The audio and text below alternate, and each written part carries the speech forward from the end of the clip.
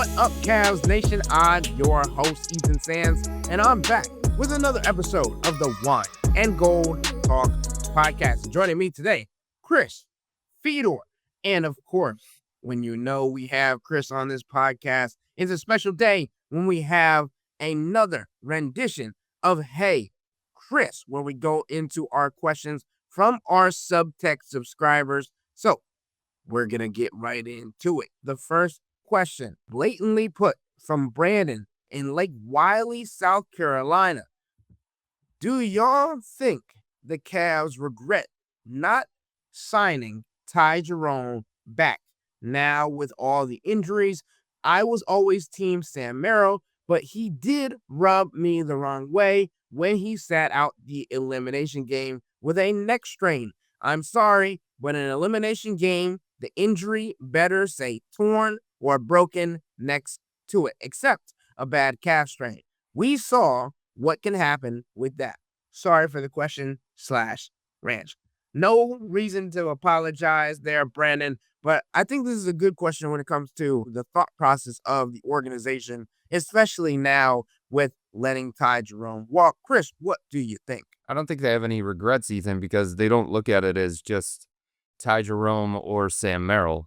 It's everything that they did throughout the course of this offseason and all the different pieces that they've added to this roster and trying to blend different skill sets and trying to figure out who's going to fit with who and what kinds of things they need to build a team. And for them, it was a combination of Sam Merrill being re-signed and trading Isaac Okoro for Lonzo Ball. And I don't think you can ignore the Lonzo Ball piece of this equation. Lonzo's going to take some of those playmaking responsibilities that Ty Jerome had. Lonzo's going to take some of those shot creation abilities that Ty Jerome had. And I think because of the way that their roster is set up, I think they felt like they needed somebody like Sam Merrill who could be a three-point sniper, who could create constant movement within the flow of the offense, somebody who wasn't going to have the ball in their hands, initiating offense that kind of way, somebody who could play off the ball, somebody who could run off pin downs and screens and cuts and all that kind of stuff. And I think based on how everything was going for them throughout the course of the offseason and based on the salary cap situation that they were in, it was obviously a difficult choice. They like Ty Jerome. They value Ty. They felt like Ty's price was going to be a little bit out of their comfort zone, and they had just traded for Lonzo Ball. So I think given everything that they did throughout the course of the offseason, if they still had that Ty Jerome type hole, or if they still had a lack of playmaking, or if they still had a lack of shot creation, then I think the Cavs would have pushed a little bit harder for somebody like Ty. But Darius can create. Donovan can create. As I talked about, Lonzo Ball can create. The ball's going to be in the hands of Evan Mobley a little bit more in the offense as well. And I just think from a skill set perspective, they felt like they needed somebody who could do the things that Sam Merrill does more so than Ty. And that doesn't even get into the defensive limitations that Ty showed in the Indiana series. So I don't think they have regrets. I don't think there's any reason for them to have regrets at this point in time. We haven't even played a regular season game yet. So this is all going to play out the way that it's going to play out. But I think the Cavs from the very beginning, Ethan, were very, very comfortable giving Sam Merrill the kind of contract that they gave him. And I think they value him greatly. I think you're absolutely right, Chris, when you talk about the Ty Jerome and Sam Merrill conversation, especially when you say that the Cavs don't regret any decisions, because this is a team that thinks about things so thoroughly that they're trying to show foresight in all the decisions that they make, right? And obviously, you cannot predict two of your starters not being available for the start of the season. But even in that case, I think the Cavs look at this as an opportunity. They look at it as a chance for them to throw in different names into the ring and see what different rotations could work, especially at the start of the season with players like Jaylen Tyson, Tyrese, Proctor, trying to get an opportunity to showcase themselves and what that means. And I think the next question it has to go into, how does this impact Jaylen Tyson. How do you think that the Cavs can utilize the opportunity for Jaylen Tyson to improve, not only in the starting lineup,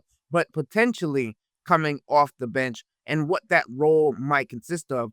And does it mimic somebody kind of like Karis LeVert? I think Jalen is a rookie, Ethan. He got around 400 minutes of playing time in the regular season. I think it was right around 450, actually, now that I think about it a little bit more.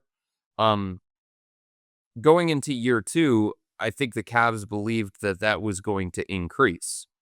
But I don't think they're going to go overboard here. I don't think all of a sudden he becomes a key, consistent member of the nightly rotation when this team is at full strength. They just don't have a spot for him to have that kind of role. But he is going to have a bigger role, and I do think he provides depth and he provides insurance. I think Isaac Okoro's departure helps him a little bit because he can play. Jalen theoretically can play the 3/4, the way that Isaac was looked at as a 3/4 in this organization. I think Max Strus probably was set up for minutes at the 3/4, maybe even the 2 in certain combinations as well. So I think anytime you take away some impediments to playing time, the opportunity is certainly going to increase. And Kenny Atkinson likes Jaylen Tyson. He believes in Jaylen Tyson. This organization likes Jaylen. They believe in him. They used a top 20 pick in the draft for a reason. And I think there is going to be a chance for him to get a little bit more playing time at the beginning of the season. Then it's up to him to say, all right, I was an asset for you guys during the time that Darius and Max were both out. I did this, and this. Like, make it so that it's harder for this organization to take minutes away from him when this team is at full strength. Make it so that it's a very, very difficult decision on the coaching staff to push him further and further down the depth chart. But if we're looking at like how everything is set up when this team is at full strength, I just think it becomes difficult because it's a numbers game, even for a coach like Kenny Atkinson, Ethan, who wants to play and expand his rotation and lean into the depth of the bench. He's still got DeAndre Hunter in front of him. He's still got Dean Wade in front of him. I definitely think, like I said, it helps that Isaac Okoro is no longer around, and the injury to Max Strus certainly helps him as well. It pushes him up the depth chart.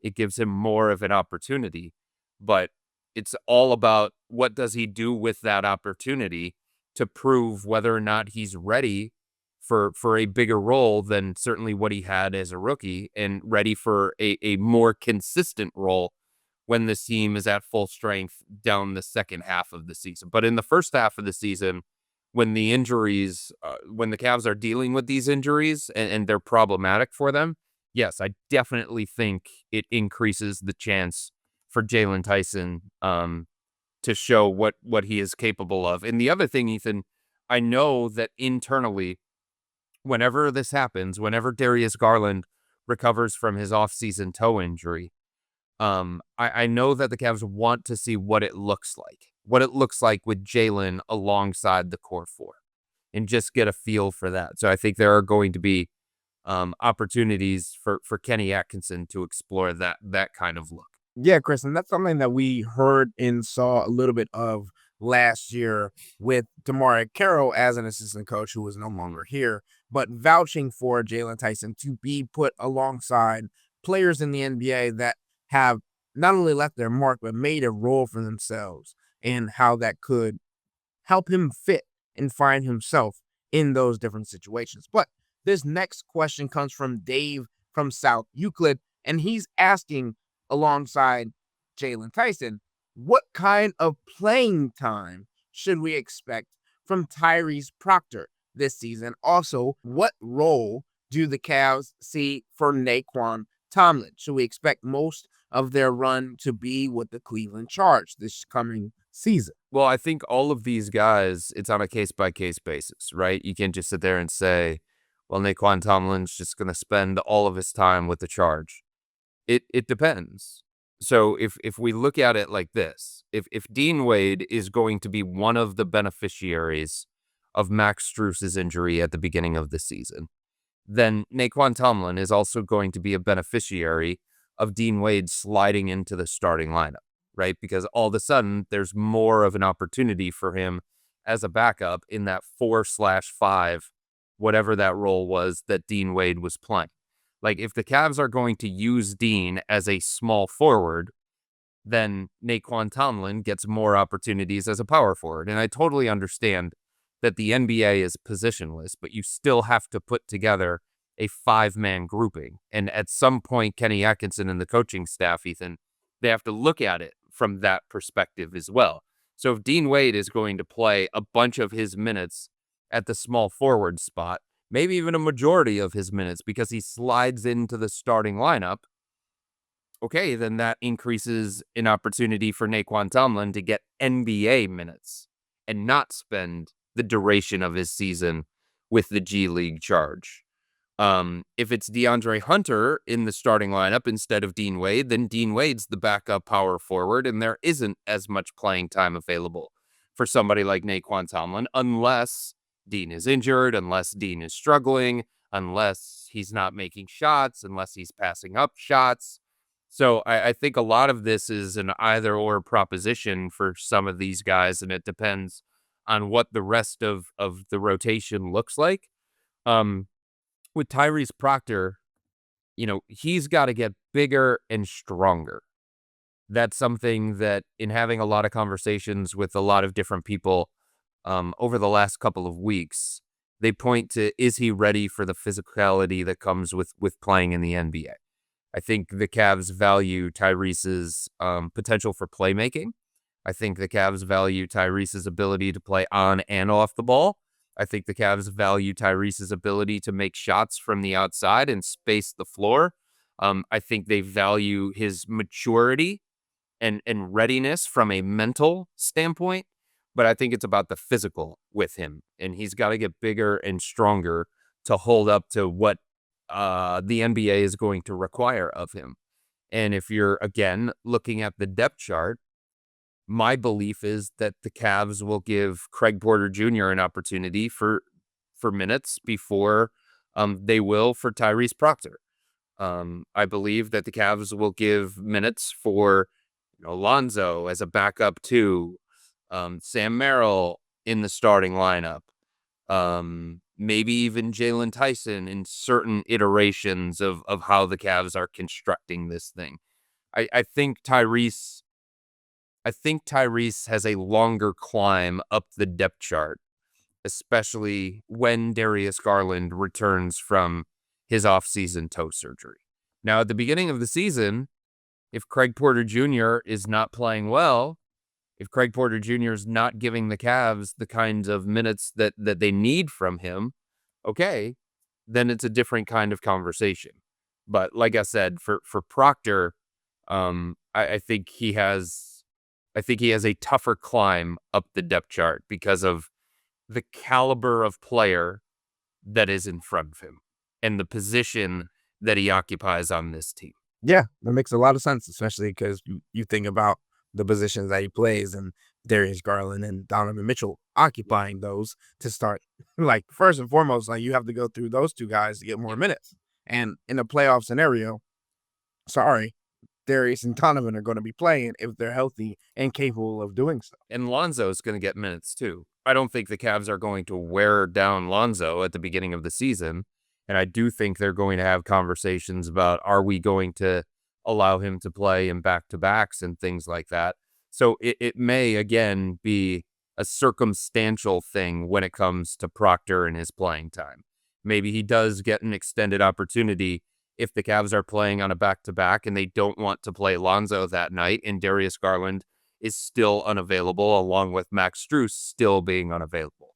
Okay, now all of a sudden you're a little bit thinner at the guard spot. You don't want to play Donovan Mitchell 40 minutes. You don't want to play Sam Merrill 30 to 35 minutes. Craig Porter Jr. is certainly going to get some opportunities, and maybe that's a night that Tyrese Proctor comes into play a little bit more. The last question for today's Hey Chris episode comes from a new from San Francisco, who asked about the three players that you had mentioned on the previous podcast, Chris, who did not attend the player-led workouts. He says, "Hey, Chris, the player you mentioned in the last pod that did not show to the player-led workouts that got eye rolls, that player was the same one Terry Pluto was talking about earlier in the summer related to work ethic. Craig Porter Jr.? Question mark. And just adding on to this, can you go into who are the three players that missed that, and especially the one that garnered eye rolls if Anu is incorrect in his suspicions?" It was not Craig Porter Jr. I think Craig Porter Jr. got the message from the Cavs when you talk about like increasing his work ethic, being a little bit more committed.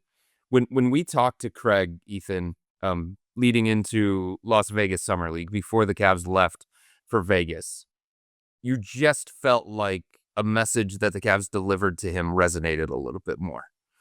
Because of the way that he was talking about basketball being a job, the way that he was talking about basketball being a job instead of a hobby, instead of a game, basketball being a livelihood and needing to be a little bit more cutthroat in terms of his mentality.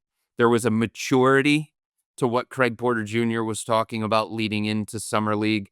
There was a belief that he needed to take more of a leadership responsibility, especially going into Summer League because he wasn't a Summer League newbie.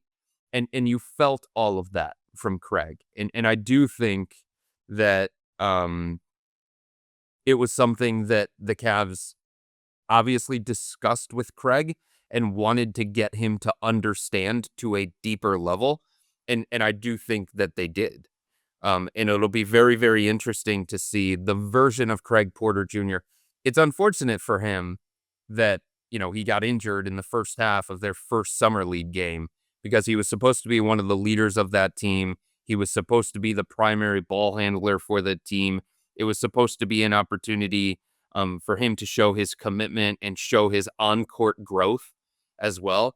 It'll be really, really interesting to see as everything has progressed throughout the course of this summer and the Cavs get closer to training camp, just how different Craig is as a person and as a player, surrounded by the NBA guys, surrounded by Donovan Mitchell, surrounded by Evan Mobley, surrounded by all these different guys, and where he fits into this thing. And I know as of about a month and a half ago, Kenny Atkinson was still, as a coach, trying to figure out, okay, what is the best way for me to coach Craig? What is the best way for me to get through to him? Kenny was still trying to figure that out with DeAndre Hunter as well, because he just had such limited time with DeAndre. Okay, what is the best communication approach with DeAndre? What's the best way to get through to him? And it's different. How Kenny Atkinson coaches Evan Mobley is going to be different than how he coaches Craig because of what each player requires to get the most out of them. And I know that Kenny was still trying to figure it out, okay, what buttons can I push here? And it's the same thing when it comes to DeAndre and some of these more, some of them are newer to the roster, and some of them obviously don't have as big of a role, so Kenny hasn't spent as much time with those particular guys, getting to know those things. So it will be interesting, especially given the opportunity that Craig has at the beginning of the year with Darius likely to miss time. It'll be interesting to see just how he approaches this season and what version of Craig Porter Jr. shows up. Because if we think about it, beyond that stretch of his rookie season where Darius was out with that fractured jaw, Ethan, this is probably the biggest opportunity that Craig has had in his career, and it's time for him to prove. This organization has been talking about Craig for a number of years now as a future backup quality point guard in the NBA. It's time for him to show, and I think he's going to have the opportunity to show whether he can be that guy. And if it's not in Cleveland, maybe it's somewhere else. But he's got to prove that, yes, I can be a backup quality point guard in today's NBA. You can rely on me. You can count on me. I can give consistent minutes. I am going to approach this a different kind of way.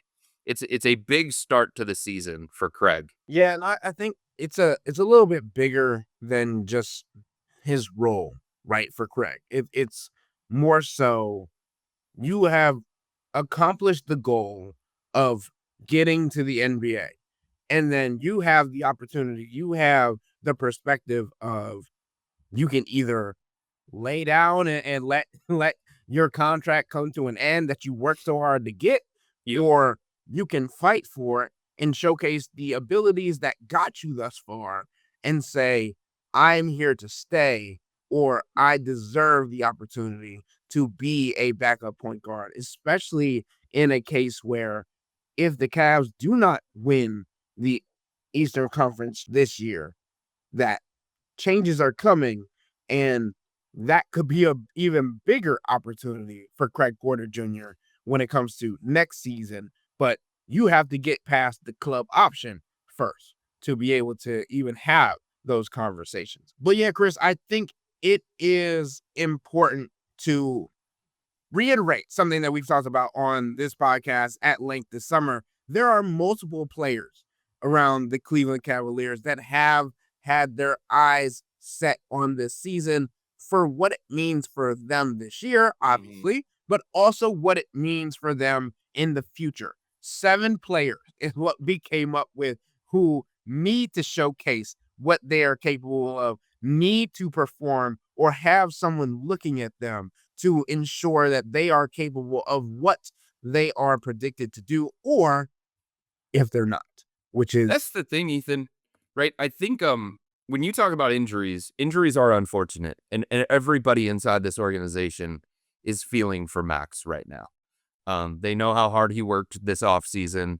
They wanted him to have an opportunity to showcase that and be part of this team on the court, especially given the fact that he missed so much time at the beginning of last year. And he talked about how he had to shake off the rust and get in rhythm and find his way with the team and all that kind of stuff.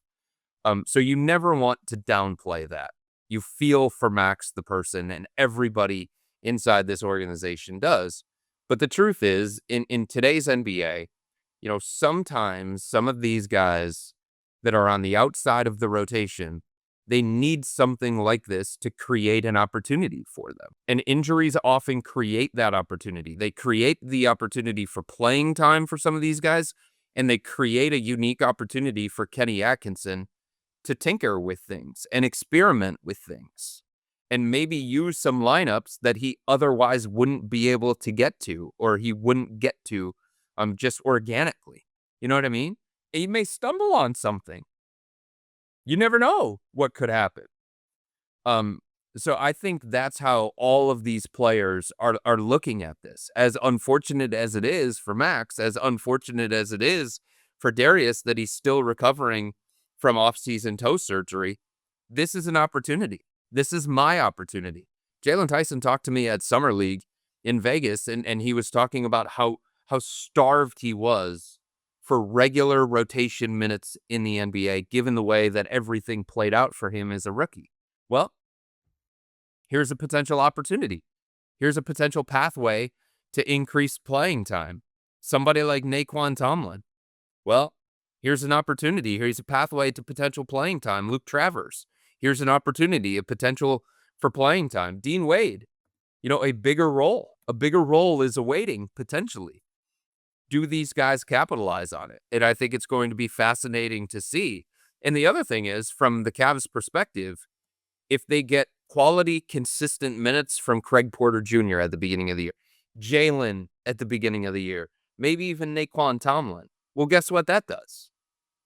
Then that gives Kenny Atkinson the kind of confidence that as things continue to progress throughout the course of the season, or maybe a moment happens in a play-in tournament game, or maybe a moment happens in a showcase game against the Oklahoma City Thunder, or you're in a 7-game series and somebody's in foul trouble or somebody turns an ankle. Well, because of what happened at the beginning of the season when Darius was missing, or what happened at the beginning of the season when Dean Wade was thrust into the starting lineup, or DeAndre Hunter was thrust into the starting lineup. Well, guess what? Kenny Atkinson's going to have enough confidence to say, hey, Naquan, get out there.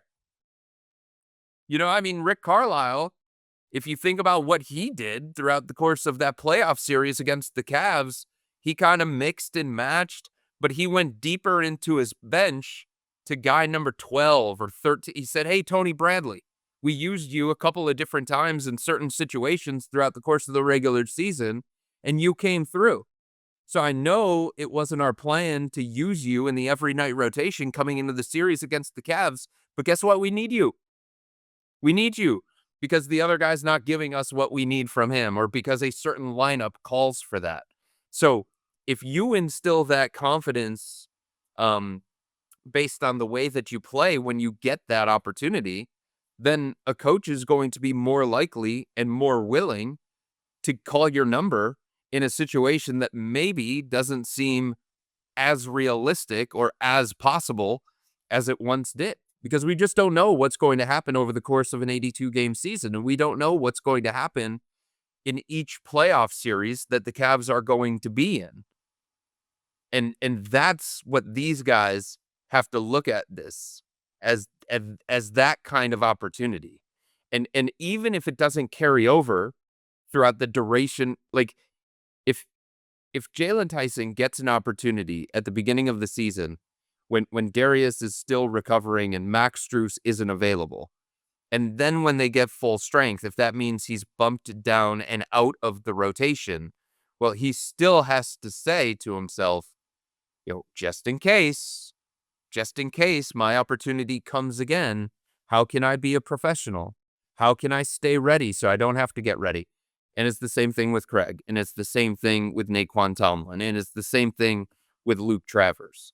That's the reality of this kind of roster that they're a part of, this kind of team that they're a part of.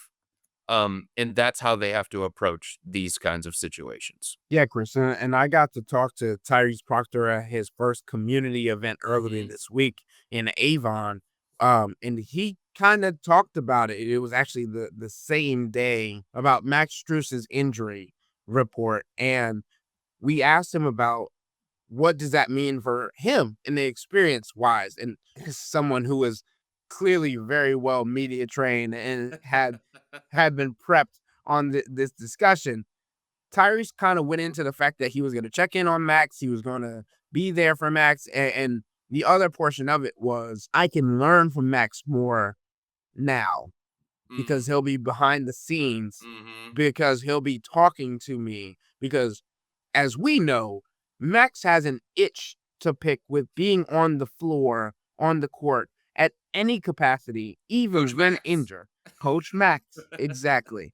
And last year, it was helping Kenny Atkinson instill or refine the zone defense. This year, it could be, hey, younger cats, let me show you what I went through growing through this system and how I got to where I am now. Yeah. And Tyrese Proctor can look at Max Strus and look at what Max Strus accomplished, look at where Max Strus is now, and realize that, hey, I don't have to have success in my first year or 2 years or whatever it may be to become a regular starting small forward, shooting guard, whatever, depending on where he is.